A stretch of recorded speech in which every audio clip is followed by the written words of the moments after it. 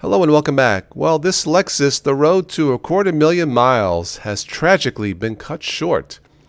Last month, my son's car got vandalized twice. First, somebody keyed it, and then somebody smashed the front bumper. A hit and run, no witnesses. It's one of those things. It happens. The car is still running, but then just this week, my son blew the engine driving to the city with a bad water pump.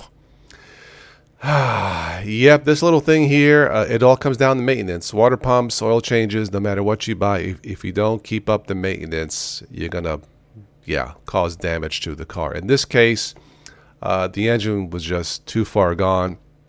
Bad water pump. I'm sure it overheated. There was steam coming out and this and that. I wasn't there. Thankfully, the engine did not catch on fire. My son is okay. But tragically, this car, the road to 250,000 miles, which could have gone that far and more, really. Lexus cars are absolute gold standard diamonds when it comes to vehicles. This one is toast.